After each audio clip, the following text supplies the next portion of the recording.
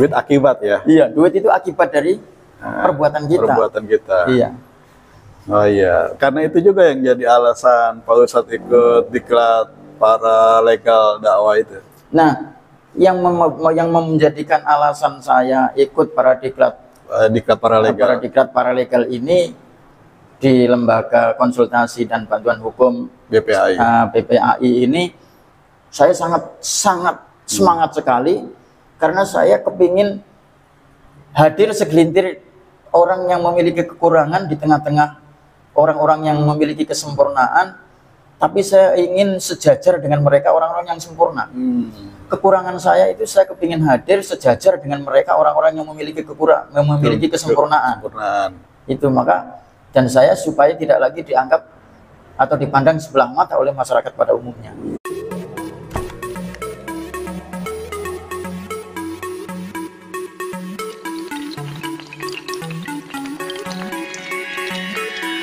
Bismillahirrahmanirrahim. Assalamualaikum warahmatullahi wabarakatuh. Waalaikumsalam warahmatullahi wabarakatuh.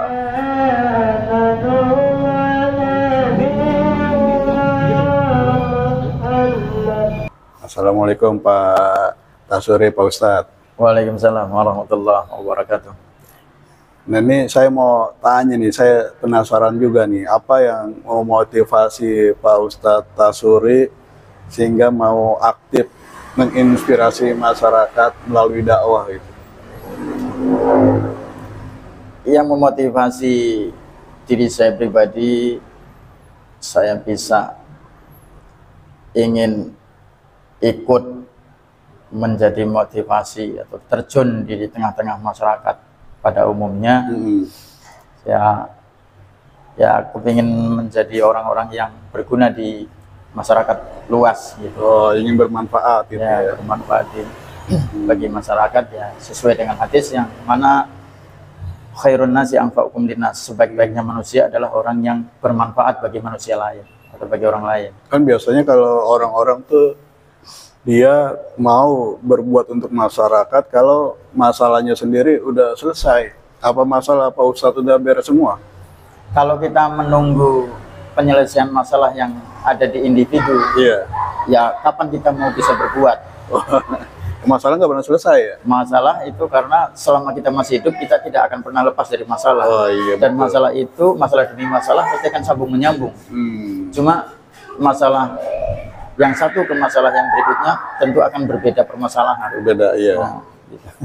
Jadi kalau mau berbuat baik jangan nunggu masalah beres dulu karena nggak akan beres. Ya, intinya seperti itu. Jadi intinya ya seperti halnya kayak kita mau sodako. Kalau menunggu kaya, kapan kita bisa bersodako, bisa berbagi kepada orang lain. Jadi berbuatlah saat ini juga dengan kondisi yang ada itu ya. Iya, dan berbuatlah semampu kamu ketika sesuai dengan ilmu yang ada dalam pribadi masing-masing. Kan gitu. Nah, aktivitas dakwah itu memberikan manfaat gak terhadap penyelesaian masalah-masalah yang Pak Ustadz sedang jalani? Ada nggak dampaknya begitu? Kalau untuk masalah, terutama di masalah ekonomi, ya adalah terbantu. Oh gitu, ada dampak ekonominya ya? Iya, ada dampak ekonomi jelas terbantu. Tapi kan kita tidak semata-mata mengedepankan hasil dakwah itu mengutamakan materi yang diperoleh dari sana, itu tidak.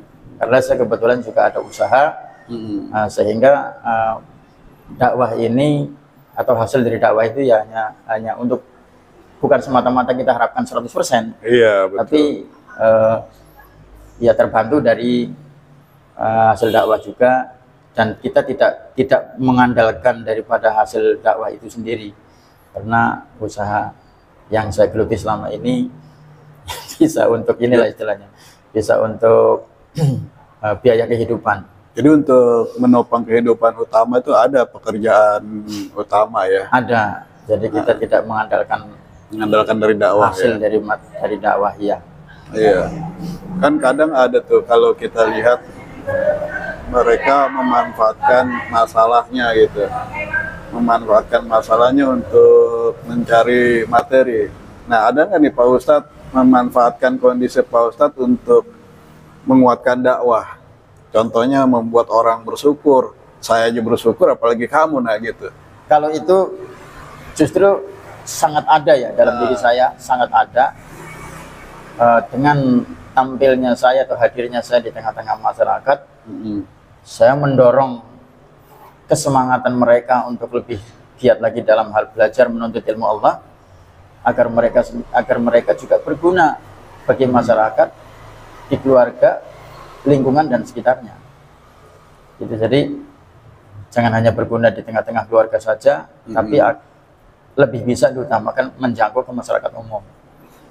Nah, sebagai dai ini Pak Ustadz, tentunya kan kita harus belajar terus. Nah, bagaimana Pak Ustadz, kondisi Pak Ustadz ini mengatasi kondisi saat ini dalam hal mencari ilmu nih, untuk membekali ilmu dakwah? Oke, udah direkam? Udah direkam. Saya punya prinsip bahwa kadar kecacatan, bukan kader ya, kadar, kualitas, kadar kecacatan perorangan atau kadar kecacatan seseorang tidak menghalangi semangat dalam berjuang menuntut ilmu. Jadi sesuai dengan kadar kecacatannya itu, belajar sesuai dengan kemampuan dan belajar menjadi manusia yang hidup mandiri, agar tidak bisa agar tidak selalu bergantung kepada orang lain, sekalipun kondisi kecacatan ini ada dalam diri kita. Nah, itu pentingnya ilmu ya, ilmu mengangkat orang dari keterpurukan gitu. Kalau ingin lebih bermanfaat ya harus tambah ilmu gitu ya. Nah, dengan ilmu itu kita bisa berharga dan bisa terang jalannya, juga dihargai oleh masyarakat, lingkungan sekitar tempat tinggal kita, juga di hadapan Allah juga dimuliakan orang-orang yang berilmu, ya kan? Iya. Dan orang-orang yang bodoh, yang tidak mau menuntut ilmu, pasti akan rugi bagi dirinya, juga tidak kurang bermanfaat bagi orang lain. Untuk dirinya sendiri aja merugi, apalagi bagi orang lain. Apa yang diharapkan dari kita kalau memang kita tidak mau berusaha memberikan kontribusi ya, ilmu terhadap mereka-mereka orang yang masih sangat membutuhkan ilmu. Iya. Jadi untuk mengatasi kekurangan fisik, ya harus tambah ilmu ya. Di situ akan mengangkat derajat itu ya, Pak Ustadz. Karena dengan fisik yang kita ada, dengan fisik yang kurang, itu akan sedikit keluar dari permasalahan. Karena pada saat ini atau pada saat atau di tengah-tengah masyarakat pada umumnya ini memandang sebelah mata terhadap orang-orang yang memiliki kecacatan. Oh gitu, meremehkan ya? Ya, maka dengan adanya saya bisa berkiprah di tengah-tengah masyarakat, hadir di tengah-tengah masyarakat umum dan bisa berfungsi untuk mereka, ini agar saya bisa tidak lagi untuk disepelekan oleh orang-orang yang belum paham dengan keberadaan saya selama ini. Jadi mereka lebih melihat kelebihan ilmu ya daripada kekurangan itu, harapan. Nah, harapan saya jangan hanya melihat casingnya, tapi lihatlah basic yang ada dalam individu masing-masing, pada seseorang. Lihatlah manfaat yang bisa diberikan. Nah, itu maksudnya. Nah, tadi saya tertarik tuh dengan pilihan kata Pak Ustadz tuh, bahwa ilmu menerangi jalan. Nah, ini maaf nih, kan kalau orang tunanetra itu jalan gelap. Nah, ini kok bisa ilmu menerangi jalan tuh, contohnya gimana gitu? Ilmu bisa menerangi jalan kita, karena dengan ilmu itu luas yang kita peroleh. Ya, dari sumber ekonomi, ilmu itu akan mendukung. Iya. Ya kan? Iya, betul. Ilmu itu akan mendukung dalam penghasilan sumber ekonomi kita. Juga akan menghindarkan dari kesesatan jalan. Dan orang-orang yang bodoh pasti kemanapun pasti akan bingung. Bingung ya, dan orang yang berilmu kemanapun pasti yakin melangkah. Iya. Dengan ilmu yang ada dalam diri kita, ini pasti yakin bahwa di mana saja kita berada, dengan ilmu itu kita mantap. Karena ilmu itu merupakan salah satu bekal yang utama. Mungkin duit nomor 2. Duit akibat ya? Iya, duit itu akibat dari perbuatan kita. Perbuatan kita. Iya. Oh iya, karena itu juga yang jadi alasan Pak Ustadz ikut diklat para legal dakwah itu.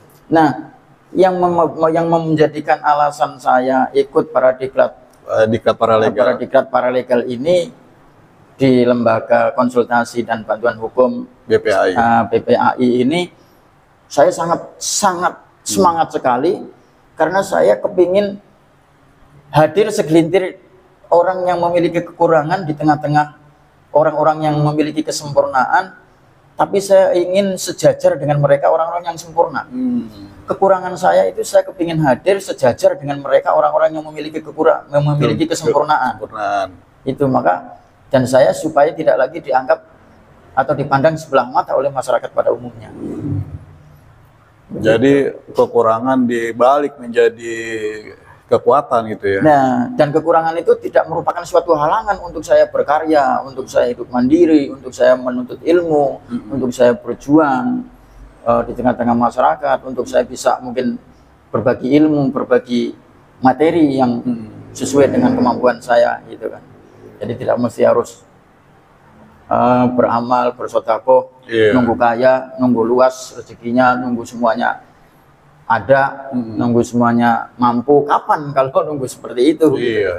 Kalau kita sudah dipanggil Allah lebih dulu, akhirnya kita tidak bisa berbuat. Iya, betul. Iya, termasuk juga itu apa namanya, orang yang punya himpitan hutang, ya dia harusnya nggak usah bingung gali lubang tutup lubang, tambahin aja ilmunya. Iya, bagaimana keluar dari hutang dan bagaimana mendapatkan uang untuk bayar utang, kan begitu Pak Ustadz? Yang tadi saya bilang, dengan ilmu itu bisa akan menambah sumber materi atau sumber penghasilan. Iya. Maka kalau kekurangan ilmu ya akhirnya bingung. Karena ilmu yang ada dalam diri kita itu terbatas, sehingga memperbuat maksimal nggak bisa. Untuk mencari penghasilan tambahan, dengan tambahan apa ini yang harus saya peroleh, sedangkan ilmu saya pas-pasan. Tapi kalau ilmu kita luas, ya kan, ilmu agama ada cukup menunjang, ilmu teknik di bidang komputer menguasai, ilmu di bidang manajemen menguasai. Dengan sumber-sumber ilmu yang kita miliki, saya rasa tidak membuat buntu untuk kita mencari rezeki Allah. Iya. Itu. Nah, ini tentang rasa syukur nih Pak Ustadz. Kata para ulama itu kan katanya, rasa syukur itu membuat kita ditambah apa yang belum ada. Jadilah insyakartum la azidannakum, jika kamu bersyukur Allah akan memberikan tambahan dari tidak ada menjadi ada. Nah, ada nggak di pengalaman dari Pak Ustadz tentang keberkahan rasa syukur? Ada, Pak. Jadi kalau kita mau mensyukuri nikmat Allah, sekecil apapun nikmat yang Allah berikan kepada kita, secara otomatis keberkahan itu akan bertambah. Bertambahnya sehat, bertambahnya rezeki, bertambahnya manfaat ilmu, bermanfaatnya usia kita. Jadi usia kita, banyak orang yang memiliki usianya panjang tapi kurang bermanfaat. Ya karena apa? Karena kita tidak mensyukuri, tidak memanfaatkan usia kita dengan sebaik-baiknya. Banyak orang yang memiliki jiwa sehat, ya kan, badan sehat, tapi tidak bisa menggunakan kesehatannya itu. Banyak orang yang badannya gagah, sehat sempurna tanpa ada kekurangan di dalam fisik mereka, tapi banyak yang tidak mau berbuat.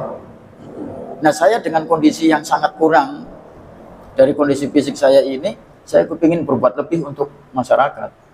Nah, itu agar kenikmatan-kenikmatan ilmu, kenikmatan-kenikmatan itu Allah tambahkan kepada kita.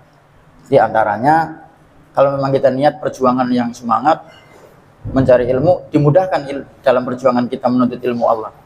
Kalau manusia mengeluh terus, tidak mau menggali apa yang dalam diri kita selama ini kita rasakan, ya kita tidak bisa mengucapkan atau tidak bisa mensyukuri nikmat Allah, karena sebenarnya dia tidak mau atau tidak tahu apa-apa yang ada di dalam diri kita ini yang Allah berikan kepada kita. Dia hanya melihat kekurangannya aja terus. Ya, yang dilihat cuma kekurangan kekurangan-kekurangannya saja. Katanya mau bayar utang, penghasilannya selalu pas-pasan. Ya kan, mau ibadah tetap berbagai macam kendala. Wah, saya di ekonominya lagi sulit begini, ibadah jadi nggak khusyuk.